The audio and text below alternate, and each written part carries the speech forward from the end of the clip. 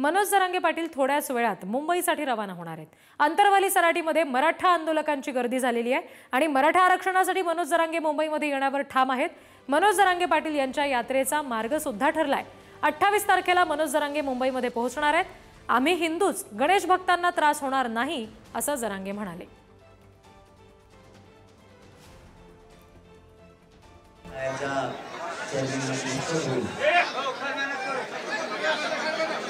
आज गणेश चतुर्थीच्या निमित्तानं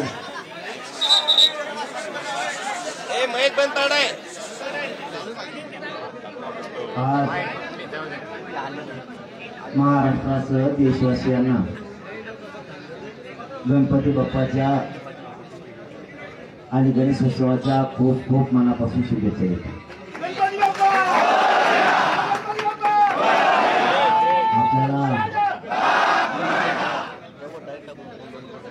आपल्या न्यायासाठी मुंबईला सगळ्याला शांततेत जायचे। आपण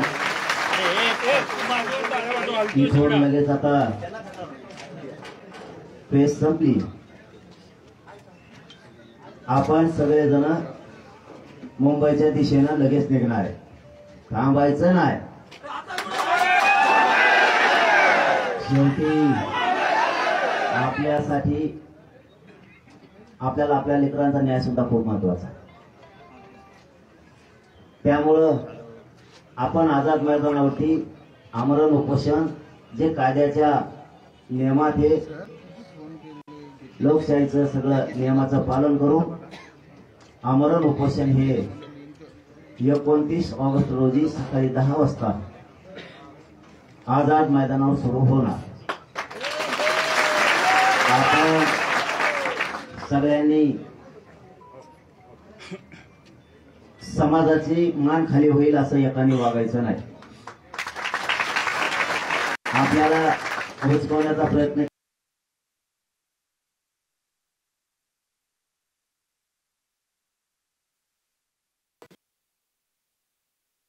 मनोज जरांगे पाटील हे सगळे आता मराठा आंदोलकांना सूचना काही करतायत, आपण बघतोय। अंतरवालीमध्ये सध्या ते आहेत आणि आता अगदी थोड्याच वेळात मुंबईकडे निघतायत। आता आरपारची शेवटची लढाई खेळायची, त्याच्यामुळं दम धरून माणूस बाजी जिंकू शकतो। जो कोण संयमानं राहील, ज्याच्यामध्ये डाव टाकायचा दम आहे, ज्याच्यात संयम पण आहे, ज्याच्यात आक्रमकता पण आहे, ज्याच्यात छत्रपती शिवरायांचे विचार पण आहे, तो माणूस 100% यशस्वी होतो। म्हणून सगळ्या डावांचा उपयोग करा, काही गडबड करू नका। जितके दिवस लागतील तितके, पण संयम ढळून द्यायचा नाही। अशी लढाई मराठ्यांनी सगळ्यांनी लक्षात ठेवा। दिसत नसलं, आवाज येत नसला तर शांत चित्ताने ऐका।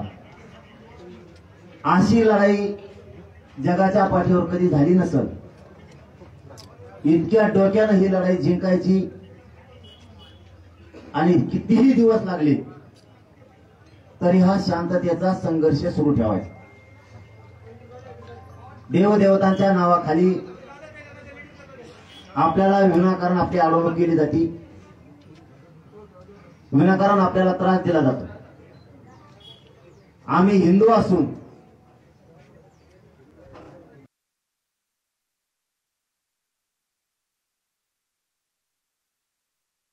आमच्या सणावारात आम्हाला रोखलं जातं। गणेश उत्सव सण आमचा पिढ्याना पार आम्ही गणपती बाप्पाची, महादेवाची, सगळ्या देवांच्या पूजा करतो। आणि आज ज्यांना हिंदुत्वाचं खरंच काही देणं घेणंच नाही, धर्माचं देणं घेणं नाही, फक्त राजकारणासाठी हिंदू लागतो, ते लोक खोटे हिंदू, खऱ्या हिंदू धर्म चालवणाऱ्या पोरांना, लोकांना अडवलं जातं। आमचा गणेश उत्सव आम्ही पिढ्यांना पार परंपरेनं सेवा करतो आणि हिंदू धर्माच्या देवाच्या नावाखाली आमची हिंदूची चालवणूक का, या सुद्धा प्रश्नाचं उत्तर अमित शहा साहेब आणि मोदी साहेबांनी सुद्धा देणं गरजेचं आहे। यासाठी तुम्ही मुख्यमंत्री म्हणून त्यांना इथं बसवलं का, हाही आमचा आता प्रश्न आहे. राज्यात अशांतता सणावाराच्या दिवशी सरकारलाच पसरायची.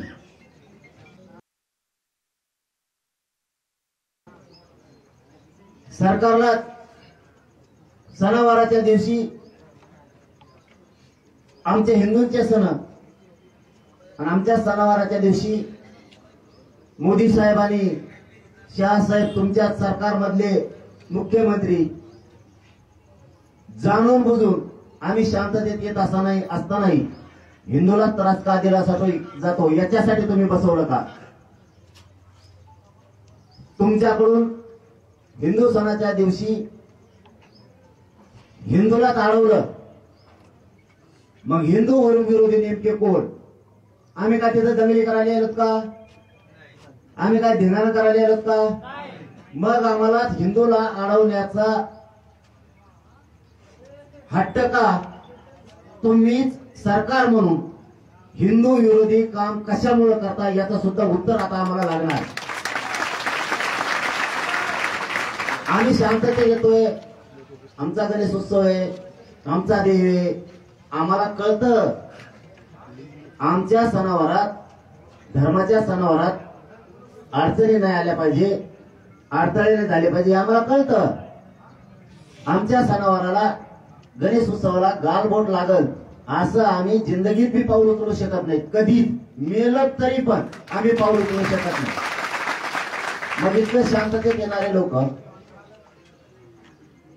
मराठ्यांचे आंदोलन करतात तरी जाणून बुजून अडवलं जातं. याच्यापेक्षा काय शांतता पाहिजे तुम्हाला. आणि पुन्हा चूक झाकवायची सरकारला, विशेष करून देवेंद्र फडणवीस साहेबाला त्यांची चूक झाकवायची म्हणून देवदेवतांना पुढे केलं जात आहे. कारण त्यांना सांगून 4 महिने झाले. त्यांना फोन करून सांगितलं, त्याला आता 2 महिने झाले. मग तुम्हाला त्यावेळेस कळत नाही. आणि आता देवदेवतांना पुढे घालायचं, त्यांच्या आडोंगी गोरगरीब मराठ्यावर अन्याय करायचा, ती कदापि आम्ही सहन करणार नाही. आता परवानगीचे अर्ज करायचे सांगितलेले मान्य न्यायालयानं, आपण ते करतोय त्याच्यामुळे अडचण असण्याचं कारण नाही. मान्य न्यायालयाने कुठेही तसा नकार दिला नाही. त्यांनी एक नवीन कायदा काढलाय काहीतरी 1-2-4 दिवसात. अचानक त्याची तारीख मला वाटतं 26 का 27 ऑगस्ट काहीतरी, 27 ऑगस्ट त्या दिवशी एक नवीनच कायदा आणला. आणि त्या कायद्याअंतर्गत जागा कुठंच नाही त्यांना बोलायला आपल्याला, कारण लेखी निवेदन सगळ्या ऑफिसला आपण सादर केलेले रीतसर. त्याच्यामुळे त्यांना आपल्याला परवानगीला, शांततेच्या आमरण उपोषणाला कायद्याचे सगळे नियम पालन आपण करणार आहेत. त्याच्यामुळे त्याला पुढेच अडवता येत नाही. मग त्यांनी अचानक एक कायदा आणला 2005 नाही म्हणले. माहित नाही, तुमचा नवीन कायदा आलेला आम्हाला माहित नाही. मग तुमचं प्रशासनाचं, सरकारचं काम होतं त्यावेळेस.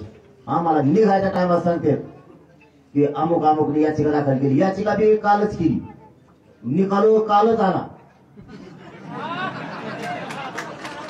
आम्हाला पण सांगायचं, आम्ही न्यायालयाचा सन्मान करतो, आमची बाजू आम्ही मांडली असती. लगेच देवेंद्र असे कसले मग काय तो कोण त्यांचा सरकारी वकील, असं कसं काय होऊ शकतं. इतके दहशतवादासारखे डाव टाकायला नाही पाहिजे सरकारने. कारण ही खरंच लोकशाही नाही राहिली आता. हे लय लांब चाललं आता. अरे इंग्रजांना रोखलं राव. इंग्रजाच्या काळात सुद्धा उपोषण रोखले नाही, देवेंद्र फडणवीसच्या काळात रोखले जाते. काय अवघड आहे. आणि पुन्हा म्हणता आम्हाला बोलता तुम्ही चुका करता. तसं आपल्याला ती रात्री कायदा माहीत झाल्यानंतर, कारण आपल्याला निकाल कधी आला मला वाटतं 3 वाजता का काय काल. आणि आम्हाला कवा निघायचं आज रात्रीत काय करायचं. म्हणजे ते डाव साधला बरोबर. देवाच्या नावाखाली, उत्सवाच्या, गणेश उत्सवाच्या नावाखाली देवेंद्र फडणवीस डाव साधला. अचानक याचिका लोक त्याचे समोरून म्हणणं मांडणारे त्याचे आणि लगेच निकाल लागून जातो. न्यायालय आमची बाजू ऐकून घेणार आम्हाला माहिती, आणि न्यायालय आम्हाला न्याय सुद्धा देणार, कारण तेवढीच आधार आम्हाला जागा आहे. न्याय देवता 100% आम्हाला न्याय देणार आहे. आमचे पण वकील न्याय मंदिरासमोर न्यायदेवतेसमोर उभा राहणार आहे. गेल्या वेळेस सुद्धा असंच झालं, न्यायदेवतेने आम्हाला न्याय दिला होता. हे सत्य आहे. त्याच्यामुळे यांनी अचानक एक गोळ केला आणि ही मराठ्याला माहितच नाही काय झालं. आपण एक परवानगी ठेवली नव्हती, म्हणजे आपण रितसर अर्ज द्यायची, पण त्यांनी ते नवीन कायदा काढला आणि त्याच्या अंतर्गत केलं. त्याचं ऑफिस सुद्धा सापडा नव्हतं. त्या नवीन कायद्याचं जे काय असेल ना ते डिपार्टमेंटच पुढे मिळालं लागा ना. जवळपास रात्री 12-1 वाजला होते सापडायला. एवढा मोठा कायदा बनेला, त्याचं काहीतरी सांगायचं, याच्याकडे जा त्याच्याकडे जा किंवा कुठे, नुसते त्याला अर्ज सादर करा. त्याला कोणाला? तुकारामला करतो का, एकनाथला करतो का, करतो कोणाला? त्याला काहीच नाही, हे खोटं नाही. मग ते रात्री 1-2 वाजता सापडलं. ही सत्य परिस्थिती. कारण मान्य न्यायालयाने सांगितलं तुम्ही तिथं अर्ज करा आणि परवानगी द्यायची का नाही. बघा लक्षात ठेवा मराठी, परवानगी द्यायची का नाही सरकार ठरवणार. म्हणजे देवेंद्र फडणवीस पुन्हा तिथं जाणलं. आता कळणार मला देवेंद्र फडणवीस मराठा विरोधी आहे का नाही, हिंदू विरोधी आहे का नाही. आता लक्षात येईल. परवानगी नाकारली, आपल्याला परवानगी नाही दिली की समजायचं याच्या आरक्षण द्यायचं जेव्हा आलं की देवाच्या आडून पाहिलं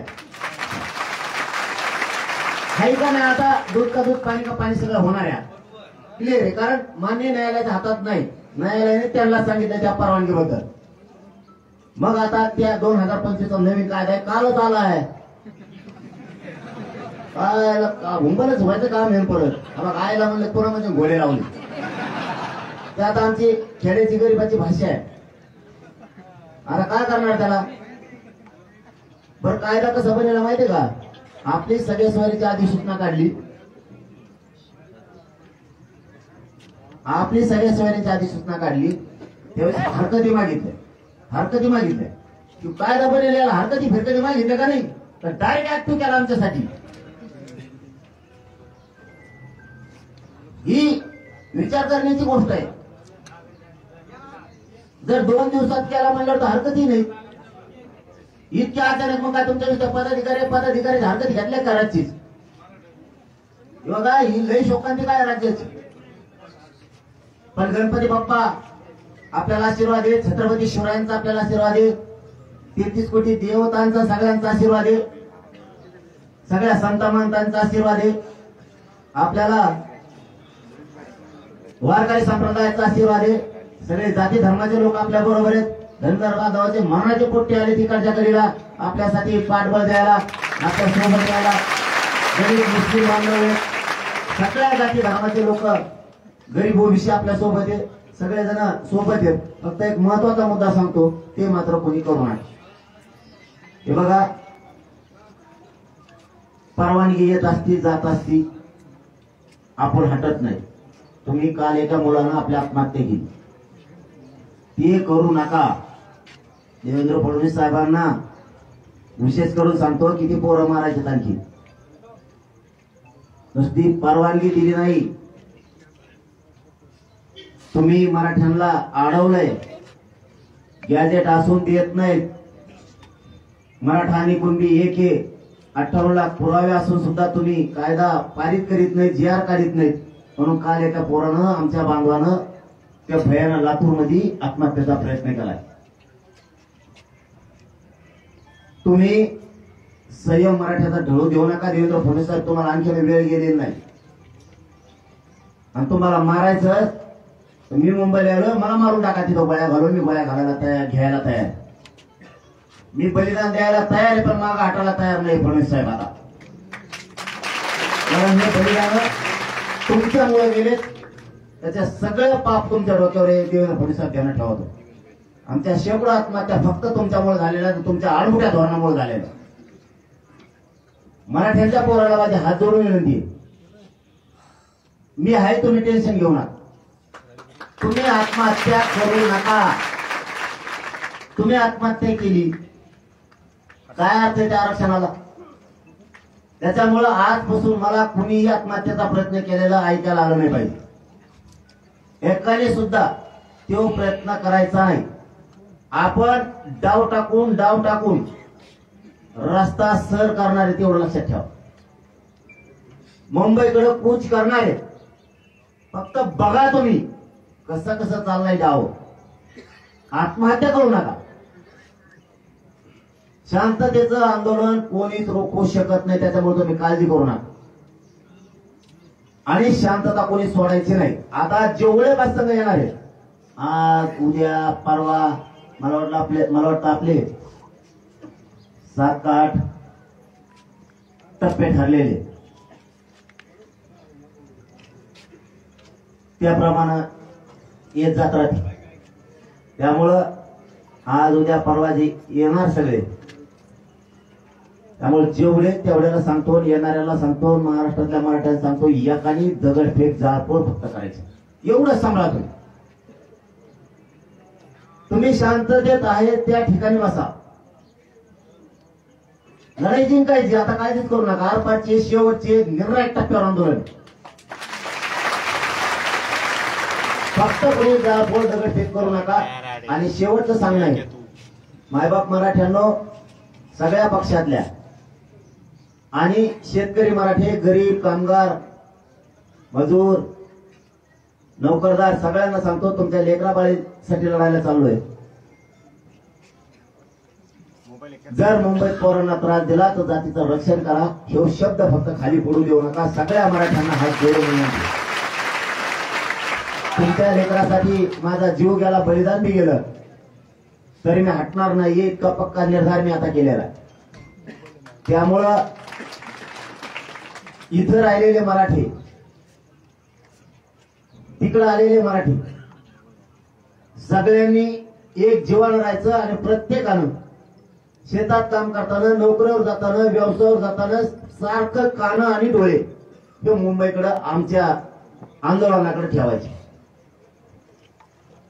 बेसावध कोणी राहायचं नाही. इतक्या सावध भूमिकेत राहायचं. आता ही लढाई विजयाकडे नेऊस तर शेतात असला तरी मुंबईकडे कान ठेवा. नोकरीला असला, व्यवसायात असला, मजुरीला असला, वाहन चालवत असला तरी लक्ष मिनिटाला म्हणतोय मी, घंट्याला नाही, मिनिटाला मुंबईकडे, आंदोलनाकडे आणि त्या मुंबईतल्या पोरांकडे लक्ष समाजाने, गावाकडे राहिलेल्या मराठ्यांनी लक्ष ठेवायचं. हे कोणी विसरू नका. पुन्हा एकदा या राज्यातल्या सगळ्या सरपंच, सदस्य, जिल्हा परिषदचे, पंचायत समितीचे सदस्य, सभापती, उपसभापती, माजी सभापती, माजी सरपंच, नगरसेवक, महापौर, नगराध्यक्ष, माजी नगराध्यक्ष, सगळ्या पक्षाचे जिल्हा प्रमुख, जिल्हा अध्यक्ष, तालुका अध्यक्ष, शहर अध्यक्ष, सगळ्या पक्षाचे आमदार, खासदार, मंत्री, माजी खासदार, माजी आमदार, माजी मंत्री, या सगळ्या बांधवांना विनंती आहे,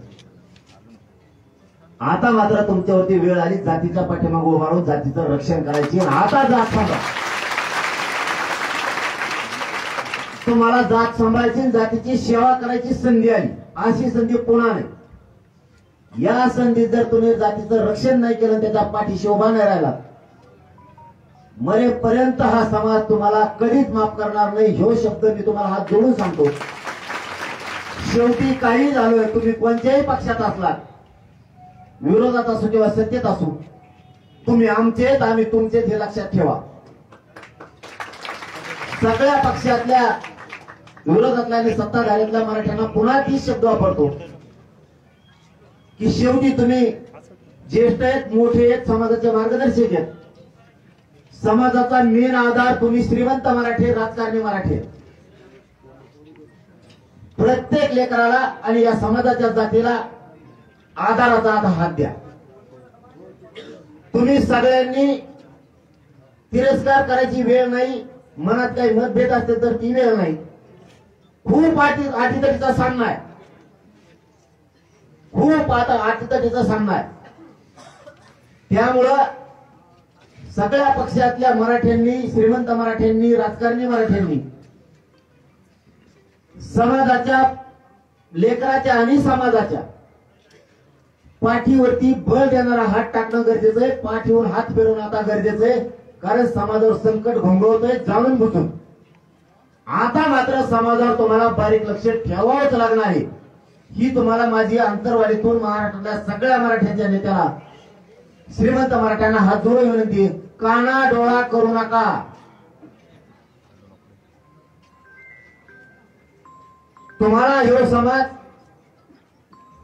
या योग्य वेळेला साथ दिल्यामुळे कधीच विसरणार नाही. गरीब मराठ्यांवरती अत्याचार अन्याय व्हायला लागला त्यावेळेस जर तुम्ही साथ दिली, ह्यो राज्यातला करोडो मराठा समाज तुमचा उपकार कधीच विसरणार नाही. म्हणून मतभेद मनभेद बाजूला ठेवा, पक्ष बाजूला लोटा. योग्य वेळे आता तुम्हाला करोडो मराठ्याला साथ द्यायची, तीच माझी विनंती आहे की तुम्ही सगळ्यांनी साथ द्या. एवढी तुम्हाला सगळ्यांना हात जोडून विनंती आहे. आणि मराठ्यांनाही सांगतो, कुणीही वाईट येड्यावाकडे वागायचं नाही. शांततेत गाड्या हाणायच्या, शांततेत सगळ्यांनी मुंबईकडे यायचं, शांततेत आंदोलन करायचं. आपल्याला कोणी रोखू शकत नाही. आझाद मैदानला आंदोलन, आमरण, उपोषण कायदेशीर मार्गाने सगळे नियम पाळून होणार आहे. माननीय न्यायालय आपल्यालाही न्याय देईल, आपले वकील न्यायालयात जाणार आहेत. त्याच्याबद्दल काही चिंता करायची गरज नाही. पुढचं पुढे बघू. पण चालताना गाड्याची रेस लावायची नाही, एका पुढे एक पळवायचा नाही. मागे राहिला तरी मुंबई जायचं, पुढे घेतली तरी मुंबईला जायचं. आपल्या लेकराला एखादी इजा होईल असं कोणी वागू नका, कारण आतापर्यंत थोडंही नुकसान आपल्या कुठल्याही लेकराचं झालेलं नाही. हे सगळ्यांनी ध्यानात ठेवा. आणि तसंच गाड्या हाणायचं. शक्यतो मोटरसायकल दमाने हाणा, नसता मोटरसायकलवाल्यांनी मुंबईला येऊ नका. पडले, पाऊस आहे, खूप त्रास होईल. आपल्या पोरांनी मोठ्या गाड्या आणल्या, त्याच्यामुळे पाऊस आला ते गाड्यातच झोपायला लागलेत, त्यामुळे त्रास होत नाही. तसं मोटरसायकलवाल्याला त्रास होईल. तुम्ही शक्यतो येऊच नका, तुम्हाला त्रास होईल असं नको. म्हणून पुन्हा एकदा सांगतो, एकमेकाची सेवा करा, एकमेकाला साथ द्या. कारण आपण आपले गाव सोडून खूप लांब चाललोय. आता आपणच आपले पाहुणे, आपणच आपले मित्र, आपणच आपले समाज आणि आपणच आपल्या सगळ्या जणांनी सेवक म्हणून काम करायचं. कुणी म्हणायचं नाही स्वयंसेवक कुठे गेले. आपण सगळे स्वयंसेवक आहेत. स्वयंसेवक किती पूर्ण तुम्ही बघा. आता आणखी उद्या परवापासून 50,000 लाख सुद्धा स्वयंसेवक पुरणार नाही. आणखी 2 दिवसांनी बघा कसं मराठा समाज मुंबईकडे येतोय. त्याच्यामुळं माझी सगळ्यांना विनंती, फक्त तुम्ही दमाने चला, गाड्या धडकू देऊ नका एकामेकाला. आणि ड्रायव्हरनं पुढेच बघा. ड्रायव्हर इकडे तिकडे बघतो तो दुसऱ्या गाडीला मागून ठोकलाच. त्याच्यामुळं बेसावध गाड्या हाणू नका. जिथं ड्रायव्हरला झोप लागत तिथंच गाडी उभा करायची, तिथंच बाजूला लावून झोपायचं. झोपीत गाडी कुणी हाणायची नाही. उशीर झाला तर एक दिवस लेट आहे ना, मुंबई कुठं चालली नाही, मला कुठं जायचं नाही. सगळ्यांना पुन्हा एकदा विनंती, शांततेत सगळ्यांनी आंदोलन करा. आता आपल्याला मुंबईकडे निघायचंय. धन्यवाद. जय श्री.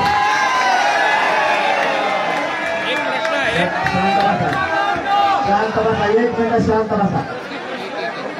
1 मिनिट शांत बसा. अरे 1 मिनिट शांत बसा. समोर गेल्यावर सगळे घे हरवते. शांत व्हा. परवानगीसाठी अर्ज काल केलाय का आज करणार? मोबाईल घ्या.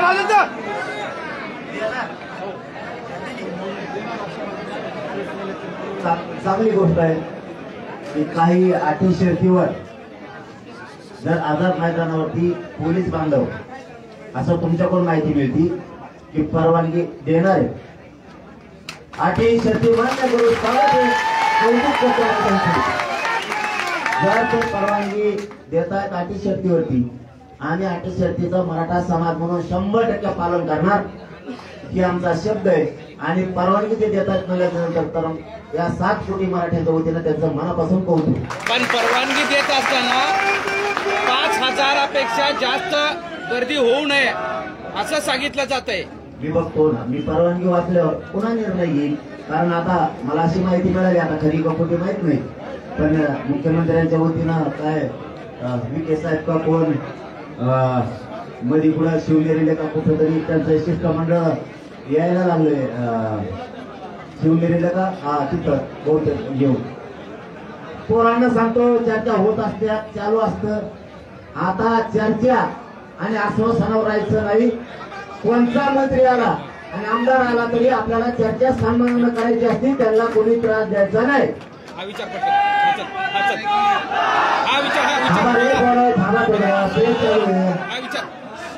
तुम्हाला आता काय सांगितलं शांत राहायचा. कोर्टाने जो निर्णय दिला आहे त्याच्या विरोधात तुम्ही आज कोर्टात जाणार आहात का आणि गेल्यानंतर तुमचं काय प्लॅन आहे? नाही आता ते मी न्यायालयावरती कधी बोलत नाही. आम्ही सन्मान करतो त्यांच्या पूर्ण अटीचं काढून पाठीमागच्या वेळेस आणि केलं होतं. आता ती वकील बांधवांची बाजू नाही काय त्यामुळे मी त्याच्यावरती बोलणार नाही. पण न्याय म्हणजे 100% आमचं आज कोर्टात जाणार आहेत का तुम्ही? वकील बांधवाला आम्ही रात्रीच सांगितलं कारण कॉफी मला 8 वाजता दिली रात्री आपल्या आंबेसाहेब राजेवरती साहेबांनी.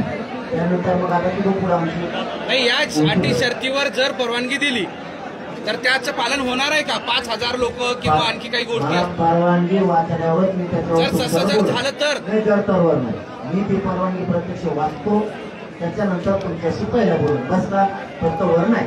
मी आता मुंबईकडे निघतोय आणि निघा काल रात्री पुढ्या मागे जे आर सिंग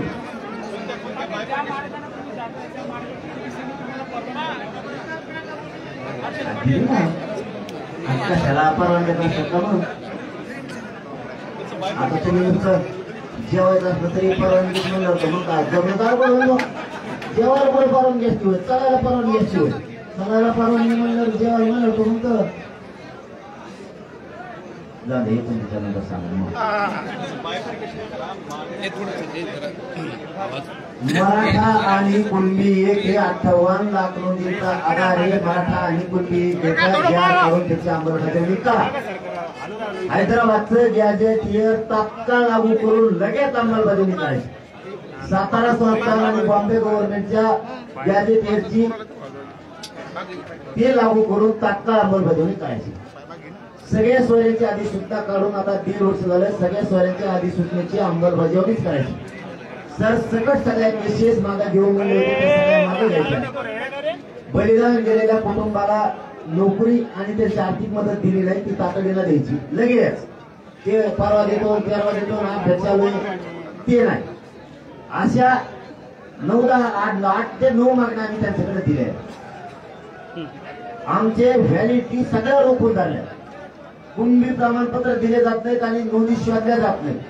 ते तातडीनं सगळं मार्गी काढलं पाहिजे. व्हॅलिडिटी एक सुद्धा ठेवली पाहिजे आणि प्रमाणपत्र सुद्धा नाही.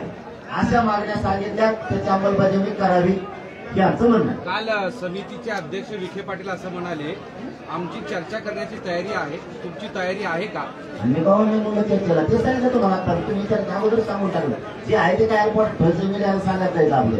कारण आपला गरीबाचा पाठीला काही उगा यांना सांगायचं. त्यांचा रात्री फोन आला 10-11 वाजता आणि त्यांनी सांगितलं म्हणजे मुख्यमंत्री साहेबांच्या वतीनं ते शिष्टमंडळ चर्चेला येणार आहे. शिवनेरी वाटतं मग काय तिथं चर्चा होत असती. हे मराठ्यात सांगू थोडं हे चर्चा होत असती. आता चर्चेवर विश्वास नाही ठेवायचा. लीक दिलं त्याच्यावर नाही डायरेक्ट अंमलबजावणी. पण कोणी जर सन्मानानं आपण आपल्याकडे कोणी एखादा मंत्री येत असेल तर एकाही पोरांनी विरोध करायचा नाही. वाट द्यायची काही बोलायचं नाही. सन्मानानं वाट लावायचे काम करायचं. मला सांगा की कुणाचा निरोप आला होता? विखे पाटील साहेब कुणाचा निरोप आला होता? कुठं बैठक होणार आहे? कुठं चर्चेला बोलणार आहे? कुणाला बोलायचं? बैठक नाही. तुम्ही तिथे भेटताल त्या गाडीवर बसायचं नाही तर गाडीत बसायचं. मी खोली खाली बसणार नाही.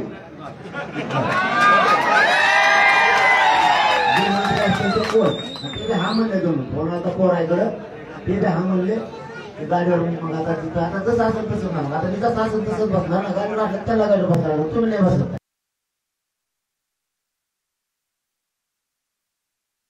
जरांगे पाटील यांचा माध्यमांशी संवाद आणि श्रीमंत मराठ्यांनी कानाडोळा न करता आंदोलनाला साथ द्यावी असं सुद्धा त्यांनी म्हटलेलं आहे. मराठा आरक्षणासंदर्भात महत्त्वाची अपडेट पाहतोय. मराठा आंदोलन आता कुणीच रोखू शकत नाही आणि राज्यातील सगळ्या मराठ्यांनी एकत्र राहून लढायचं असं सुद्धा जरांगे यांनी म्हटलंय.